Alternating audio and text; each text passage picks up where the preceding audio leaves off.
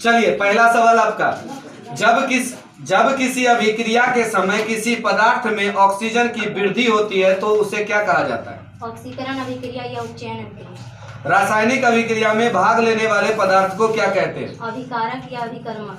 श्वसन किस प्रकार की रासायनिक अभिक्रिया है? ऊष्माक्षेपी अभिक्रिया या उपचयन अभिक्रिया। संगमरमर का सूत्र बताइए। CaCO3।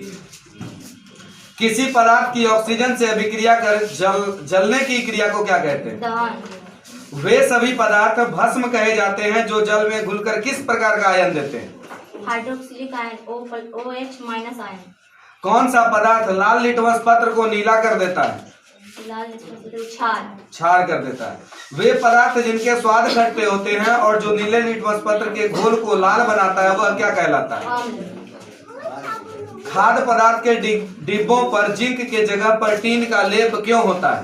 क्योंकि जिंक टीन से कम अभिक्रियाशील होते हैं। नहीं, क्योंकि टीन जो है जिंक से कम अभिक्रियाशील होते हैं। उल्टा बोल रहे थे आप। कौन सा गैस चूने के पानी को दूधिया कर देता है? Carbon dioxide.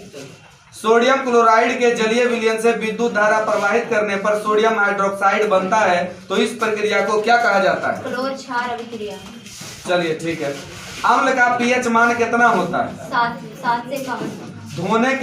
धोने का जो सोडा होता है उसका आणविक सूत्र क्या होता है?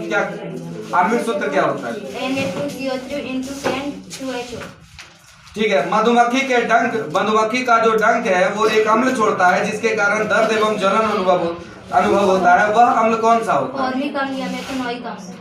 लिटमस विलयन बैगनी रंग का रंजक होता है। यह कहाँ से निकाला जाता है? लाइकेन से। शुद्ध जल का पीएच मान कितना होता है? 7। हमारे शरीर का पीएच परास कितना होना चाहिए? 7 से 8। 7 से 7.8। दांतों को साफ करने के लिए किस प्रवृत्ति के दंत मंजन का प्रयोग होता है? क्षारीय टूथपेस्ट का। इमली में कौन सा अम्ल पाया जाता है? टार्टरिक अम्ल। जिप्सम का सूत्र बताइए। CaO2H2O। चलिए ठीक है। किस गैस के कारण अम्लीय वर्षा होती है? SO2 सल्फर डाइऑक्साइड के कारण। विरंजक चूर्ण का रासायनिक सूत्र बोलिए। CaOCl2। बुझा हुआ चूना का सूत्र बताइए। CaOH42। सोडियम बेकिंग सोडा का सूत्र बताइए। Na2CO3। नीला थोथा का सूत्र बताइए। CuSO4 कौन सा धातु कमरे के ताप पर द्रव अवस्था में होता है? ब्रोमीन। चलिए अगला सवाल है। कौन सा धातु चमकीला होता है? ग्रेफाइट और आयोडीन। किस धातु को चाकू से काटा जा सकता है? सोडियम, लिथियम और पोटेशियम को। सिलिका क्या है? सिलिका एक अधातु है। लोहा का परमाणु संख्या बोलिए। 26। ग्रेफाइट विद्युत का क्या होता है? सुचालक होता है।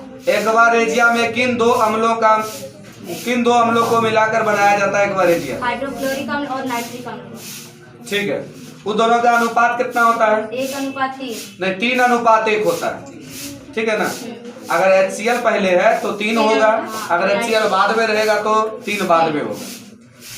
किस विलयन का उपयोग दीवारों की सफेदी करने के लिए किया जाता है? CaOH42 का। जस्ता और तनु हाइड्रोक्लोरिक अम्ल की अगर अभिक्रिया कराएंगे तो कौन सी गैस निकलेगी? Hydrogen gas.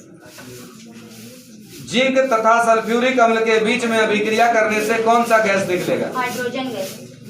अधातु के ऑक्साइड जल में घुलकर क्या बनाते हैं? क्षार। नहीं, अम्लीय अम्ल। अधातु के ऑक्साइड जल में घुलकर क्या बनाते हैं? अम्ल बनाते हैं। विद्युत अपघटन में इलेक्ट्रॉन कहाँ मुक्त होता है? एनोड पर। विद्युत अपघटनी परिष्करण में अशुद्ध धातु को कहाँ बनाया जाता है? एनोड पर। बॉक्साइड किस धातु का अयस्क है? एल्युमिनियम का। क्रायोलाइट किसका अयस्क है? एल्युमिनियम का। सीसा और टीन के मिश्र धातु को क्या कहते हैं? सोल्डर। पीतल क्या है? पीतल एक मिश्र धातु है। लोहे को संक्षारित होने से बचाने के लिए सतह पर किसका लेप चढ़ाना लाभकारी है? जस्ता का लेप चढ़ाना लाभकारी होता है। एल्युमिनियम पर मोटी ऑक्साइड की परत बनने की प्रक्रिया को क्या कहते हैं? एनोडीकरण। लोहे के फ्राइंग पैन के जंग से बचाने के लिए किस विधि का उपयोग किया जाता है? जसत लेपन या फिर जस्ता का लेप चढ़ाते हैं। स्टेनलेस स्टील में लोहा एवं कार्बन के साथ कौन से तत्व और होते हैं? निकेल और क्रोमियम होता है। हीरा और ग्रेफाइट कार्बन के क्या कहलाते हैं? अपरूप। अपर रूप कहलाते हैं। कार्बन क्या है? कार्बन एक अधातु है। अगला है कि ऑक्सीजन के दो परमाणुओं के बीच में कितने कैसा आबंध बनता है? दुई आवन। द्वि आबंध बनता है। और हाइड्रोजन के दो परमाणुओं के बीच? एक आवन। अगर नाइट्रोजन में पूछा जाए तो? 3 आवन। 3 आबंध। कार्बन की परमाणु संख्या कितनी होती है? 6। एथेन के एक अणु में कितने संयोजक बंधन होते हैं? 7। अमोनिया में नाइट्रोजन एवं हाइड्रोजन के परमाणुओं की संख्याओं का अनुपात कितना होता है? 1:3। 1:3। NH3 NaOH3 को। प्रथम कार्बनिक यौगिक यूरिया का संश्लेषण किसने किया था? बोलर ने। कैल्शियम कार्बाइड जल के साथ अभिक्रिया कर क्या बनाता है? क्लोर क्षार अभिक्रिया। नहीं, कैल्शियम कार्बाइड जल के साथ अभिक्रिया करेगा, एथाइन बनाएगा। CHO अभिक्रियाशील मूलक को क्या कहते हैं?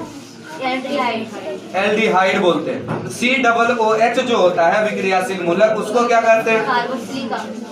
कार्बन और हाइड्रोजन से बने यौगिक क्या कहलाते हैं? हाइड्रोकार्बन। एल्काइन का सामान्य सूत्र क्या होता है? CnH2n-2। एथीन का सूत्र क्या होता है? C2H4। सबसे सरल हाइड्रोजन कार्बन कौन है? Methane CH4। एसिटिक अम्ल का IUPAC नाम बताइए। एथेनोइक अम्ल। टमाटर में कौन सा अम्ल पाया जाता है? ऑक्जेलिक अम्ल। थोड़ा हल्ला बंद कीजिए, इधर दिक्कत हो रहा है। मेथेनोइक अम्ल का सामान्य नाम क्या है? फॉर्मिक अम्ल। न्यूलैंड्स के अष्टक नियम सिद्धांत की मुख्य भूमिका क्या थी? मुख्य कमी क्या थी? केवल 86 तत्व। केवल 86 तत्व थे। हल्के तत्वों में उपयोग होता था। अष्टक त्रिक में विभाजित। अष्टक त्रिक में विभाजित था, ठीक है। आधुनिक आवर्त सारणी में अगर बाएं से दाएं जाएंगे तो परमाणु का आकार क्या होगा? बाएं से दाएं में घटेगा। आवर्त सारणी में किसी वर्ग में अगर ऊपर से नीचे आएंगे तो उसका धातुई गुण क्या होगा? बढ़ेगा। वर्ग 1 का जो तत्व होता है उसको क्या कहते हैं? क्षारीय धातु। द्वितीय आवर्त में तत्वों के लिए कौन सा सेल अंतिम सेल होता है? L cell. सल्फर परमाणु की अंतिम कक्षा में इलेक्ट्रॉनों की संख्या कितनी होती है? 6 होती है। चतुर्थ आवर्त में तत्वों की संख्या कितनी होती है? 18। 1 पिकोमीटर कितने मीटर के बराबर होता है? 10⁻⁻12 मीटर। हीलियम कैसा तत्व है? अक्रिय तत्व या निष्क्रिय तत्व। क्लोरीन के परमाणु की अंतिम कक्षा में इलेक्ट्रॉनों की संख्या बताइए। 7। समूह में ऊपर से नीचे जाने पर परमाणु का साइज क्या होगा? बढ़ेगा। किसी कक्षा में इलेक्ट्रॉनों की अधिकतम संख्या जानने का सूत्र क्या होता है? 2n²। आधुनिक आवर्त नियम के अनुसार तत्वों के गुणधर्म किसके आवर्त फलन होते हैं? परमाणु संख्या के आवर्त फलन होते हैं। आधुनिक आवर्त सारणी की क्षैतिज कतारें क्या कहलाती हैं? आवर्त। सोडियम की परमाणु संख्या कितनी? 11। आवर्त सारणी के प्रथम वर्ग के सदस्य क्या कहलाते हैं? क्षारीय धातु। चलिए ठीक है। अगला है सोना की परमाणु संख्या कितनी होती है? 86 होती है। 79। पोटेशियम की परमाणु संख्या कितनी होती है? 19। प्रकाश संश्लेषण की क्रिया कौन करता है? पेड़ पौधे करते हैं। पेड़ पौधे करते हैं या स्वपोषी करते हैं। सेलुलोज का पाचन कौन नहीं कर सकता है? मनुष्य नहीं कर सकता, मांसाहारी जीव जंतु नहीं कर सकते। ठीक है। परजीवी पादप का उदाहरण दीजिए। अमरवेट या कवक। मनुष्य के मुख में क्या जोड़ा लार ग्रंथि पाया जाता है? 3 जोड़ा। दांत की सबसे ऊपरी परत को क्या कहते हैं? इनामेर। मुख गुहा में किसका पाचन होता है? कार्बोहाइड्रेट का। कार्बोहाइड्रेट का पाचन होता है। अगला बताइएगा, स्वपोषी पोषण के लिए क्या क्या आवश्यक है? कार्बन डाइऑक्साइड, जल, सूर्य प्रकाश और क्लोरोफिल। प्रकाश संश्लेषण की क्रिया में किसका ऑक्सीजन बाहर निकलता है? जल का। क्लोरोफिल वर्णक में कौन सा तत्व पाया जाता है? मैग्नीशियम। क्लोरोफिल वर्णक का रंग कैसा होता है? हरा। कवक में पोषण की कौन सी विधि होती है? जीवी पोषण। पत्तियों में गैसों का आदान प्रदान कहाँ से होता है? पत्तों के रंध्र या स्टोमाटा या छिद्र से। शरीर की सबसे बड़ी ग्रंथि कौन है? यकृत। प्रकृति में ऑक्सीजन का संतुलन किस क्रिया द्वारा बना रहता है? प्रकाश संश्लेषण क्रिया के द्वारा। पित्त कहाँ से स्रावित होता है? यकृत से। आहार नाल का सबसे लंबा भाग कौन है? छोटी आंत। ट्रिप्सिन एंजाइम का क्या कार्य है? प्रोटीन का पाचन करना। मनुष्य के आहार नाल के अवशेषी अंग का नाम बताइए। अपेंडिक्स। चलिए बहुत